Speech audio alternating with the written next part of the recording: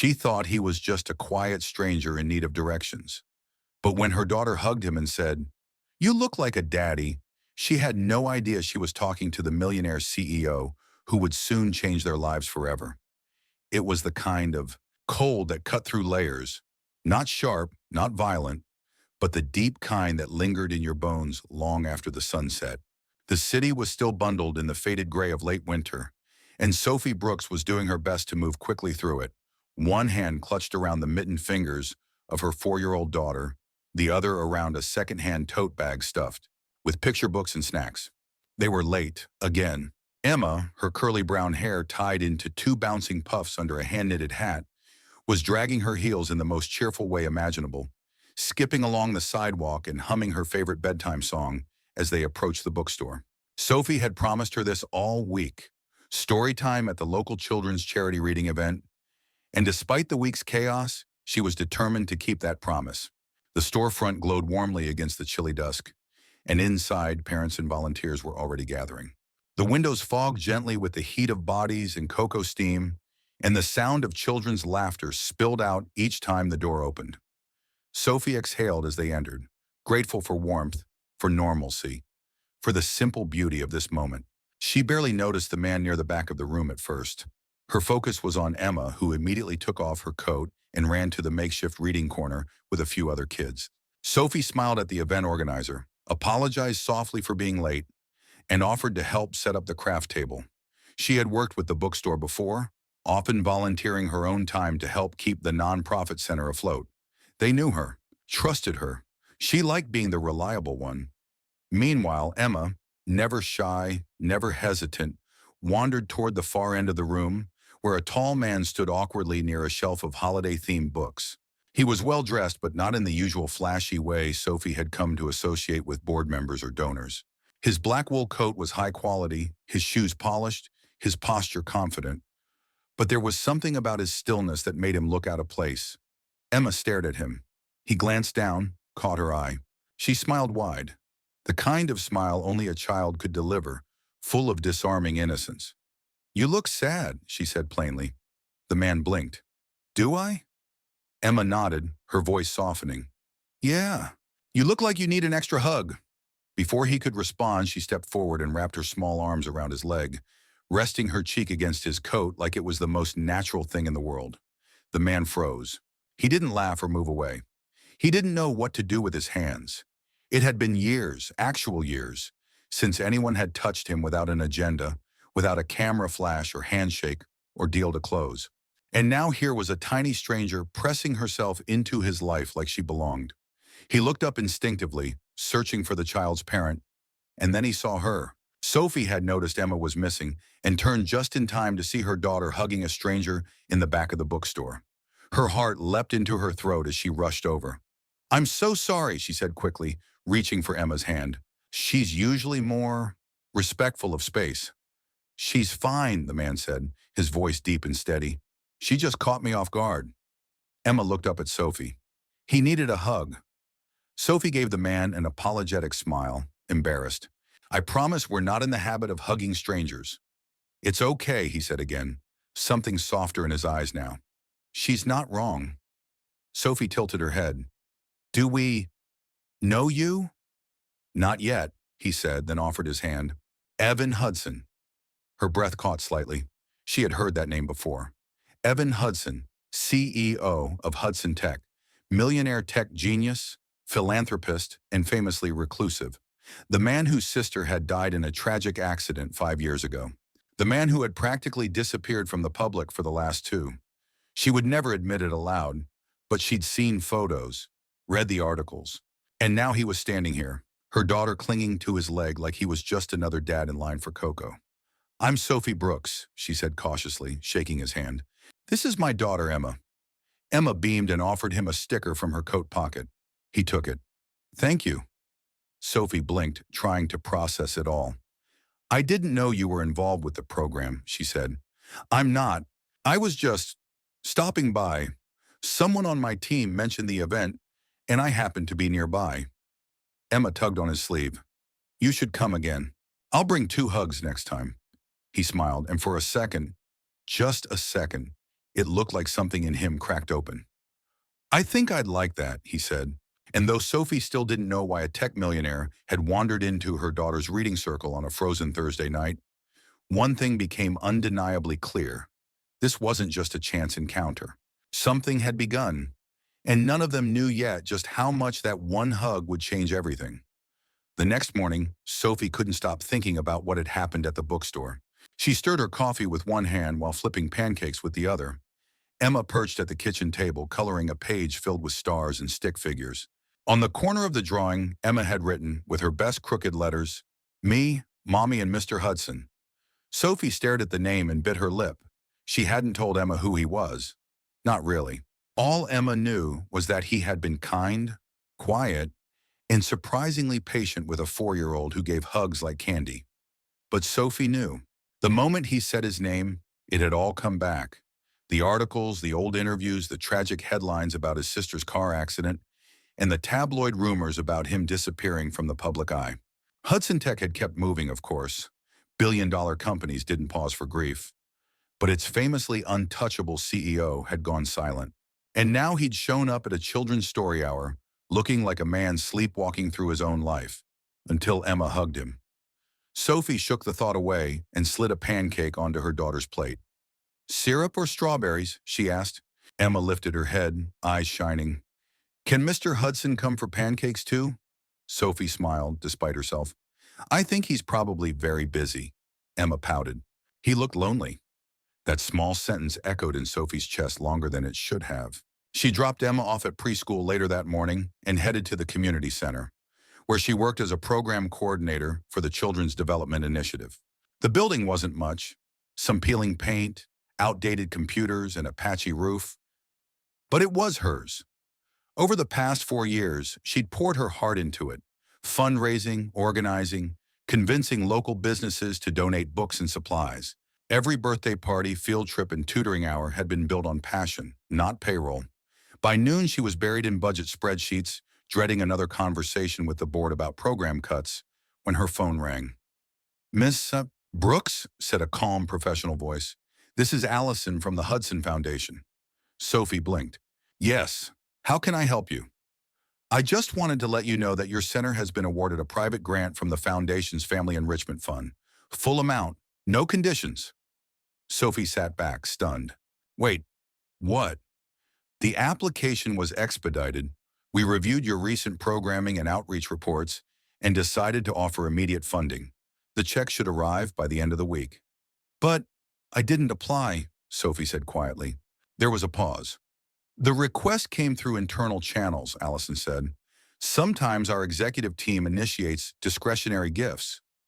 Sophie already knew. "Do you happen to know who approved it?" she asked, even though she didn't need the answer. "I'm not at liberty to say," the woman replied gently, "but if I were you, I'd keep doing what you're doing. Someone clearly believes in it." Sophie ended the call in a daze, heart pounding. She stared at the cracked corner of her desk for a full minute, her mind racing. She should have felt grateful. She was grateful. But this was more than philanthropy. This was intentional, quiet, personal. She didn't know what Evan Hudson's story truly was, beyond what the press had reported, but she knew loss. She knew what it meant to be left behind, to rebuild without a map. And now she wondered, who had he been looking for when he came to that bookstore? His sister's memory, a version of his past he hadn't been able to reclaim? Or maybe, just maybe, he hadn't been looking for anything at all until a little girl gave him a hug and told him he looked lonely. That afternoon, Sophie received an email from the bookstore. Subject, "Thank you and photos." Attached was a zip file of candid photos from the reading event. She scrolled through quickly, half smiling at familiar faces, until she found one that made her freeze. Emma, arms wrapped around Evan Hudson's leg, her face buried in his coat, his eyes wide, startled, and unguarded. Not posing, not composed, just human. In that moment, Sophie saw the truth more clearly than ever. He wasn't the billionaire CEO, not really, not then. He was just a man holding pieces of his grief together, and a little girl had unknowingly handed him one of the first pieces that fit. She downloaded the photo and saved it in a folder labeled Unexpected. She didn't know what would happen next. But somehow she had the feeling their story had only just begun. The following week unfolded in quiet routine, but with a humming undercurrent of something new, something unspoken. Sophie went through her days as usual, coordinating activities at the center, attending tedious meetings with city reps, organizing after-school tutoring schedules, and making sure the heating stayed functional. But every so often, when she least expected it, a thought would sneak in like a whisper. What if he shows up again? She told herself not to be ridiculous. Evan Hudson wasn't the kind of man who made spontaneous second visits. He was a CEO, a billionaire, a man whose name was usually followed by tech empire or stock surge in headlines. And yet, he had walked into her world like it wasn't beneath him, like he had been searching for something and didn't realize he'd found it until a 4-year-old offered him a sticker. Emma, of course, didn't forget. Each day after preschool, she asked if they could visit Mr. Hudson or send him more drawings. She had started making hug coupons out of construction paper, lopsided hearts with one free hug written in pink crayon. He's probably busy, Sophie would say gently. Busy people need hugs the most, Emma would reply. On Friday morning it happened. Sophie was halfway through reading a story to a group of toddlers in the center's reading room when the front door chimed. She heard it but didn't react, until she caught the stillness that swept the room a second later. Children were curious, but adults froze in a different way when someone powerful walked in. She finished the last page, closed the book, and turned. Evan Hudson stood in the entrance of the center, dressed in a long charcoal coat, the collar turned up against the cold, a navy scarf loose around his neck. His hair was damp from the morning mist, and in his hand, absurdly, he held a paper coffee tray with 2 cups. Sophie's heart skipped. For a moment, her brain raced for a script, something polite, professional, grounded. She found none. He offered a small smile, sheepish and warm. I hope I'm not interrupting. You're not, she said, rising to her feet. We just finished story time. The kids, entirely unbothered by hierarchy, ran past her, chasing each other with giggles and foam blocks. But Emma had already spotted him. She raced from the side room and launched herself toward him. Mr. Hudson, she squealed. You came back. He crouched down just in time to catch her, laughing as she wrapped her arms around his neck. I brought you a muffin, he said, offering her the small brown bag. Banana chocolate chip. Best one, she said matter-of-factly. Sophie watched the scene unfold with a mixture of disbelief and awe. He was a natural with Emma. Awkward, yes, but open. Unfiltered. Most men looked overwhelmed by her daughter's energy. Evan looked grounded by it. They sat in the corner of the activity room while Emma chattered about her art project and shared bites of her muffin. Sophie joined them after a minute, feeling every pair of adult eyes in the building glance their way and then not look. The kind of deliberate ignoring reserved for situations no one quite understood. I wanted to see the place, Evan said, finally turning his attention to Sophie. Not just the reports or financials, the real thing. She raised a brow. You could have sent someone. I didn't want to. She tilted her head. Why not? He hesitated. Because you're not on a spreadsheet to me. The words landed harder than he probably intended. They talked for a while, about the center, its needs, its wins and failures. He asked thoughtful questions, not performative ones. He noticed the chipped floor tiles and the handmade art supplies. He asked about the kids, not just numbers. He listened, and Sophie found herself lowering her guard inch by inch. At one point, Emma tugged on his sleeve and pointed at a drawing on the wall. That's my mommy and me, she said, but there's no daddy. I don't have one. Sophie's heart clenched, her mouth opening to redirect the moment. But Evan didn't flinch. Instead, he looked at the drawing for a long second, then looked back at Emma. It's a beautiful picture, he said quietly. But you're not missing anything. You already have a family. Emma blinked, thoughtful, then nodded. I guess so. Sophie was speechless. After an hour, Evan rose, thanked her again, and promised to send follow-up information about additional funding options. But as he reached the door, he turned back. Your daughter said something to me at the bookstore, he said, his voice lower now, just for Sophie. She told me I looked like I needed a hug. Sophie smiled softly, remembering. She was right, he added, and I haven't stopped thinking about it since. With that, he left. Sophie stood frozen in place long after the door shut behind him, Something had shifted. And though she didn't know where it was leading, one thing was certain. This wasn't a passing moment. This was the beginning of something neither of them could yet name. By the time Tuesday arrived, Sophie had convinced herself it was just a moment, a kind, rare moment, but one that would pass. Evan Hudson had come, he'd seen, he'd left. She told herself that billionaires didn't return for follow-ups, and they certainly didn't get tangled in the worlds of single mothers and sticky-fingered toddlers. But then Wednesday came, and he returned. This time, there was no crowd, no event. Just Sophie, sitting in her office at the center, catching up on donation requests when she heard the front door chime and a familiar voice greeting her receptionist. She rose to her feet, heart already racing. He knocked on her open door and stepped inside with a small, almost hesitant smile. "I figured it was safe to drop by unannounced," he said, "unless you've added a security team since last week." Sophie smiled, trying to act casual. "No bouncers yet, but we're interviewing toddlers with strong opinions and good knees." Evan chuckled. "They do better than most corporate boards." She gestured to the seat across from her. "Everything okay?" He sat, draping his dark coat over the back of the chair. Today he was dressed down slightly. Still impeccable, but less polished. A dark sweater over a collared shirt. Less CEO, more man. "I wanted to talk," he said. "Not business, just talk." She raised an eyebrow. "About what?" He looked down for a moment, then back at her. "Emma." That caught her off guard. "She said something the other day," he continued, "when she pointed to that drawing and told me she didn't have a dad." Sophie's breath hitched, just slightly.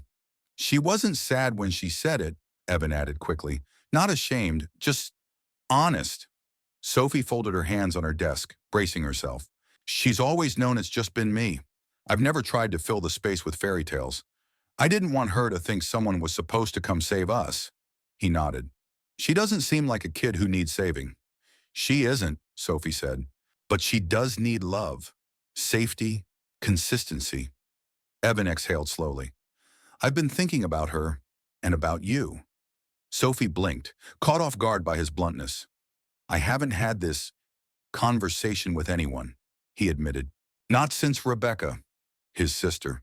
The name hung between them like a fragile thread. "She was my anchor," he continued. "My reason to slow down.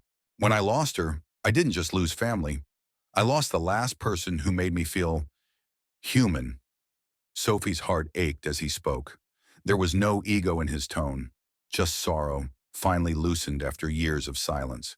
"I tried to drown it in work," he said, "in control, but it didn't bring her back, and it didn't bring me peace." He looked at Sophie, really looked at her. "Then your daughter hugged me like I was worth hugging? No questions, no explanations, just pure instinct." Sophie's voice was quiet. "That's just who she is. She gets it from you." They sat in silence for a long time. Then, almost too softly to hear, Sophie whispered, "Do you want kids?" Evan seemed surprised by the question. Not offended, just caught off guard. "I don't know," he said honestly. "I thought I did once. Then I told myself it was too late, that I'd missed the window." "It's not a window," Sophie replied. "It's a door. You just have to be willing to open it, even if it's creaky and scary and doesn't look like what you expected." He smiled. "That sounds like something you've told yourself before." "Many times," she admitted. A knock interrupted them. Emma burst into the office with one of the art volunteers trailing behind her. "Mommy, look, I made another picture," she shouted, holding up a colorful drawing of three stick figures holding hands. One figure had long hair. One had a short beard and a tall hat. The third was small with pigtails and a giant smile. Evan laughed softly. "Is that me?" Emma nodded. "You have a hat now." He leaned down. "That's a very good hat." Sophie watched the two of them, her daughter wide-eyed and delighted, and the man who was supposed to be untouchable, letting her tug on his sleeve without hesitation.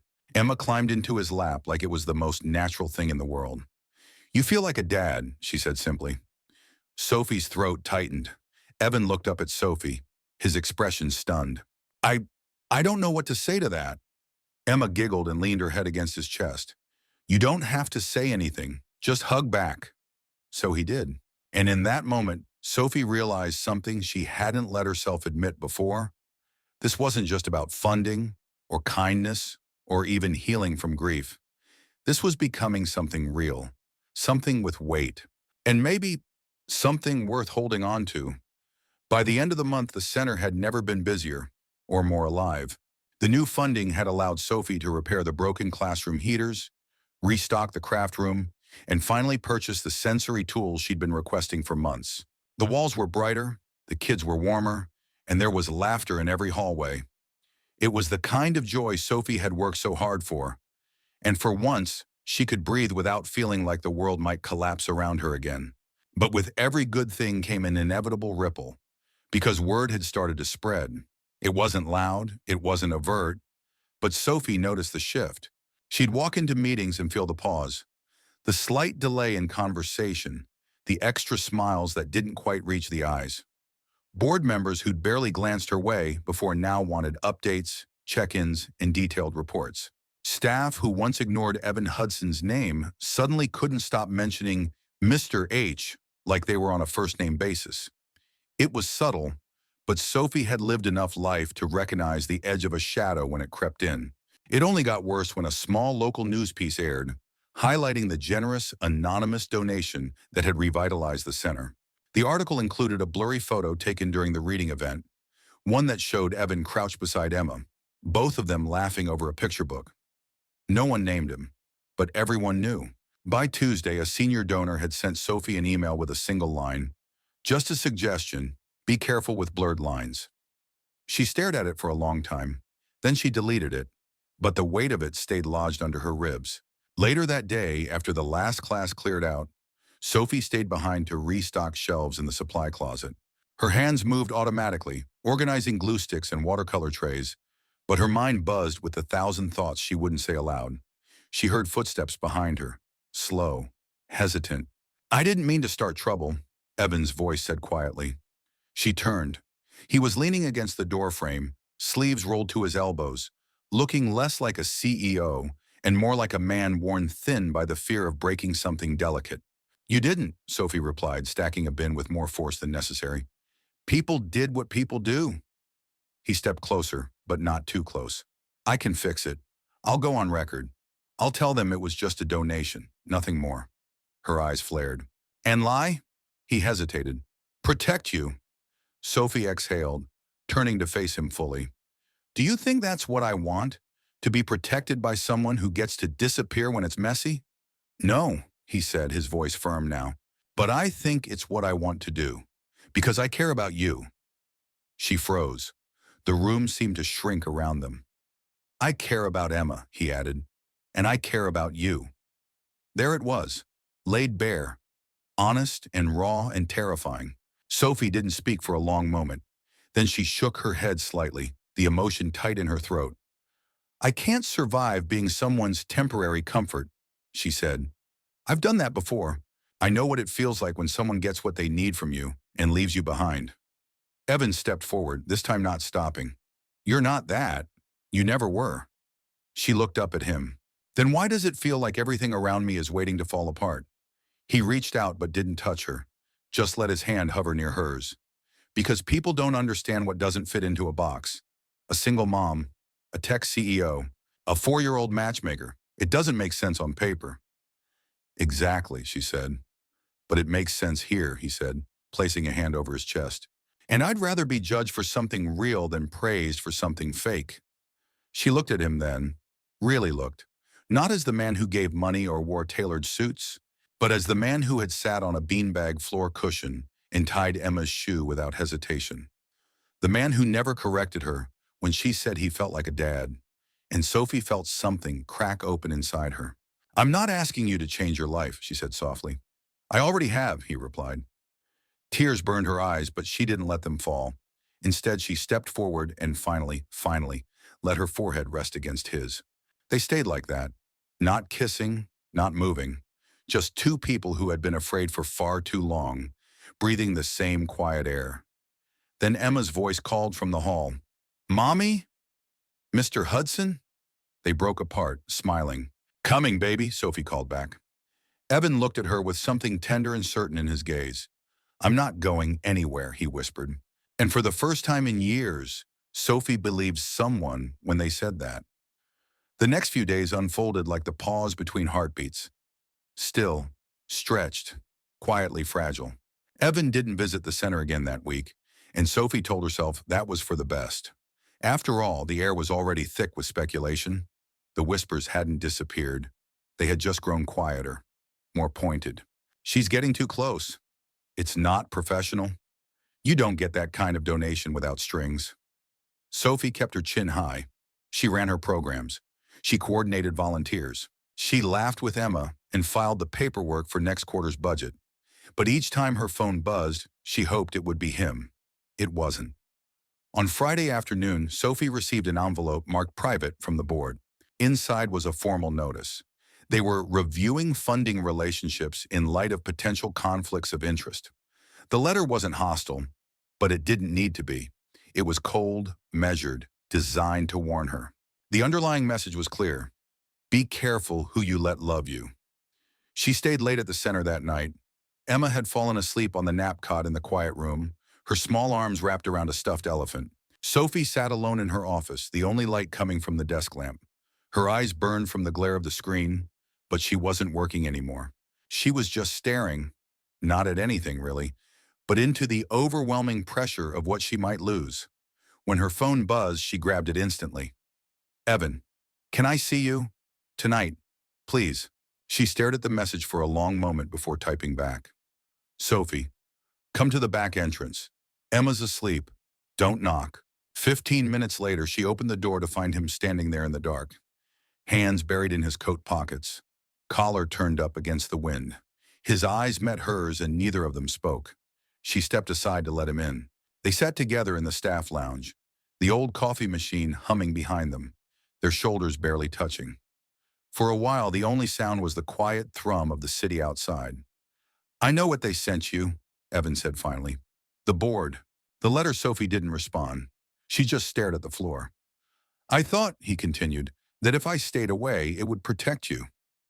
Sophie let out a breath, somewhere between a laugh and a sigh. You're not the one I need protection from. He looked at her then, his face open, vulnerable in a way she hadn't seen since that first bookstore visit. I don't care what they think. I care what you think. About me. About this. She closed her eyes. I think I've spent my whole life walking this tightrope between being enough and being too much, between being invisible and being judged. And right now, I don't know which direction I'm falling. Evan turned to her. Then let me catch you. She opened her eyes. You can't fix this. I'm not trying to fix it, he said. I'm trying to show up for it.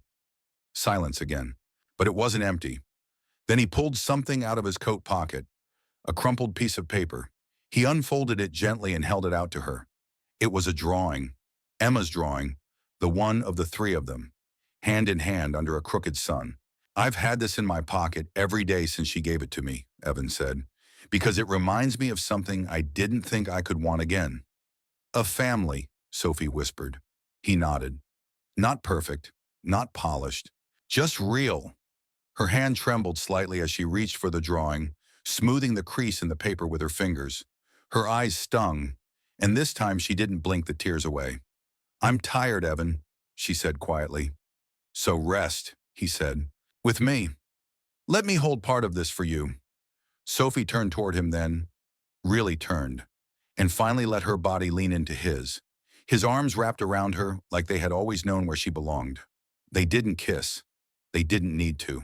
It was enough in that moment to be quiet, to be understood, to be held. Later, as he tucked a blanket over a sleeping Emma and gently brushed a curl from her forehead, Sophie stood in the doorway, watching him. And she realized, maybe love didn't have to arrive with fanfare and fireworks.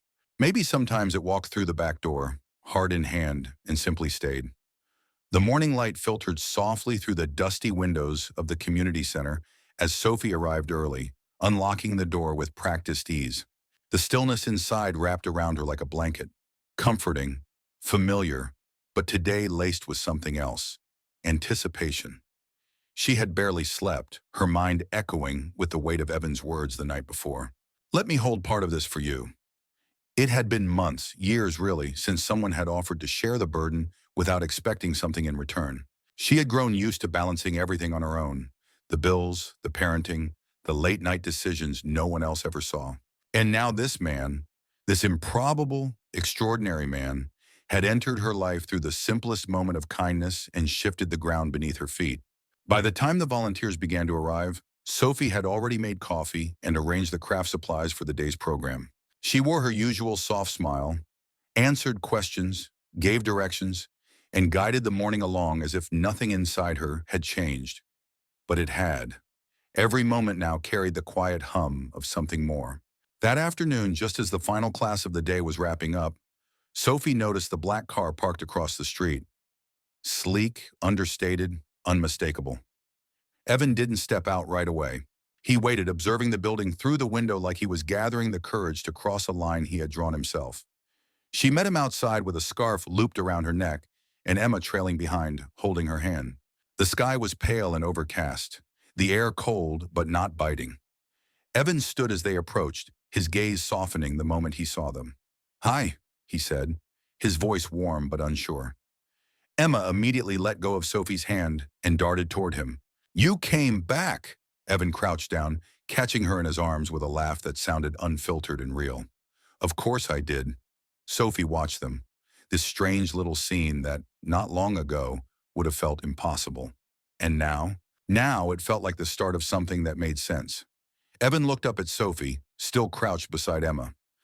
"I was wondering if I could steal both of you for a few hours. Nothing fancy, just dinner, somewhere quiet." Emma clapped. "Mac and cheese?" He smiled. "The best in town."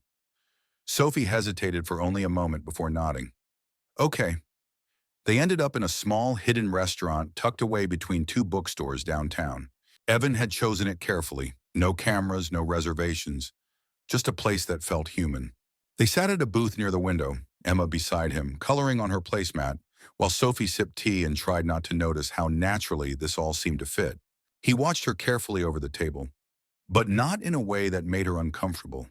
It was like he wanted to memorize her, to see her clearly. "I know what this looks like," Evan said after a while. "To the world, I mean." "CEO and the single mom," she replied with a small, sardonic smile. "I'm sure it's a PR team's worst nightmare." "Probably," he said, chuckling. "But they don't get a vote." Sophie tilted her head. "You mean that? I walked away from headlines and boardrooms for a reason. I didn't lose everything just to keep pretending I care about what the world wants to see." She felt her chest tighten. "And what do you want to see, Evan?" He looked at her then with a clarity so strong it nearly knocked the air out of her. "You, Emma, a life that isn't about status, but about peace, about honesty, about mornings that start with sticky fingers and conversations that don't involve contracts." Emma interrupted then, proudly lifting her drawing toward Evan. It was another picture of the three of them, this time standing in front of a house with a garden and a dog. "This is our house," she said. "You're holding Mommy's hand." Sophie felt her throat close. Evan took the drawing and studied it like it was a blueprint for his future. "It's perfect," he said. After dinner, they walked together through the quiet streets. Emma skipped ahead, hopping over cracks in the sidewalk, while Sophie and Evan lingered behind. "You're serious, aren't you?" she asked softly. He nodded. "More than I've ever been." "I don't know how to do this," she admitted. "Let someone in like this. Share it all." "You don't have to know," he said. "You just have to let me try." They reached her building and stopped at the door. Emma had already run up the steps, humming to herself.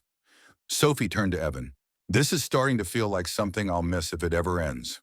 He reached for her hand, held it gently between both of his. "Then let's not let it end."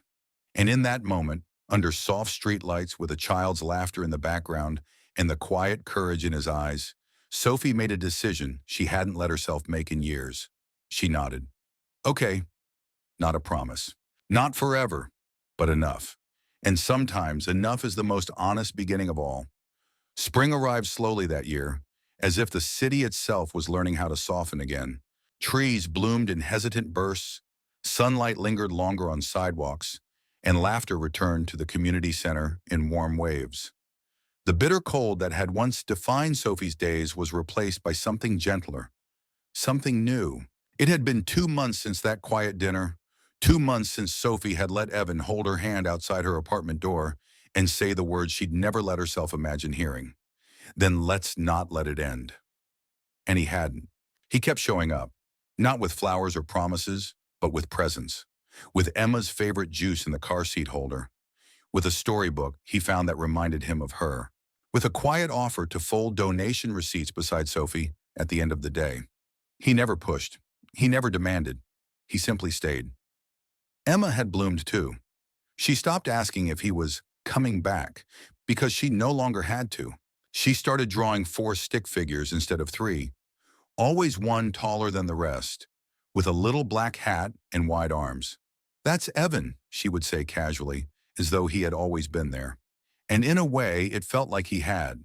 On the first warm Saturday of May, Sophie organized a family picnic for the center. Kids spilled across the park lawn, their shrieks of laughter mixing with the rustle of blankets and the scent of grilled corn. Volunteers manned face-painting booths. Parents swapped stories beneath the shade of tall trees.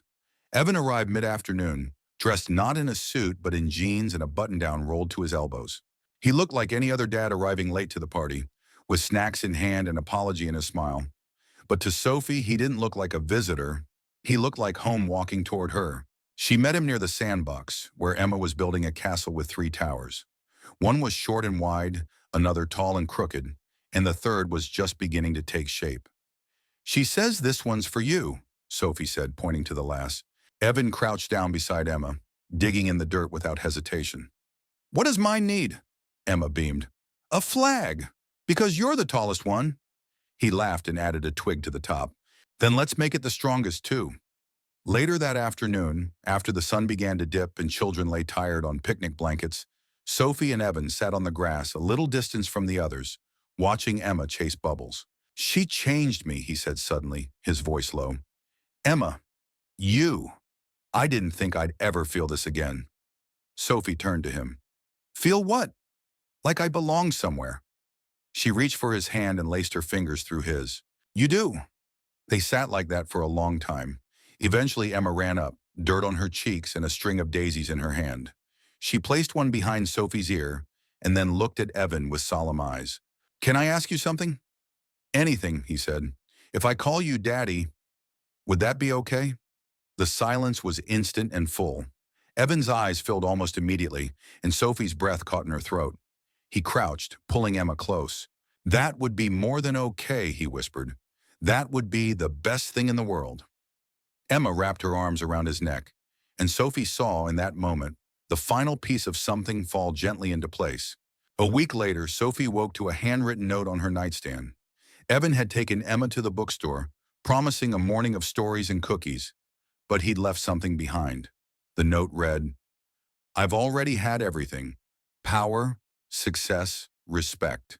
But I never had a reason to stay still. Then I met a girl with pigtails who offered me a sticker, and a woman who offered me more courage than I thought I deserved. I want this life, not as a visitor, not as a chapter. I want to be in every page, if you'll have me." Sophie held the note for a long time before pressing it to her chest, tears slipping down her cheeks in silence. That evening, when they returned, Evan knelt in front of her, not with a velvet box, but with Emma's hand in his. No speech, no grand gesture. Just this: "Let me be yours. Every day. All in." Sophie didn't need to ask for time. She didn't need to weigh the risks. She just smiled through the tears and said the only thing that mattered. Yes. Not because he saved her, not because she needed him, but because love had found them in the most ordinary, miraculous way, and for the first time in forever, she believed it would stay. Emma jumped into their arms, squealing, "Now we're really a team." And that night, under soft lamplight and the sound of a child's laughter echoing down the hallway, they began their next chapter. Not as a CEO and a single mother, not as a donor and a program director, but as a family. Quiet, unshakable, real. In my view, the ending of this story is everything a modern fairy tale should be. Grounded in emotion, not fantasy. Shaped by healing, not rescue. What makes the finale so powerful isn't the wealth, or the title, or even the romance. It's the choice. Evan, a man once isolated by grief and power, doesn't swoop in to save Sophie and Emma. Instead, he humbles himself, listens, learns, and stays. He steps into their world not as a billionaire or CEO, but as a man willing to build something real, fragile, and true. Sophie's arc, too, is deeply moving. She never compromises who she is. She doesn't chase a dream. She protects her daughter, her integrity, and her boundaries until she sees that this love is different. She says yes, not to comfort, but to commitment. The hard kind, the daily kind. And Emma, with her simple honesty, becomes the heart of the story. Her innocent desire for love and connection unlocks the adult world's guarded hearts, reminding everyone that sometimes healing begins with a hug and a hand to hold. It's not a happily ever after because of a ring or a mansion. It's happy because it's earned, because they all chose each other, fully, bravely, and without pretending. And that kind of ending, that's not just satisfying. That's real.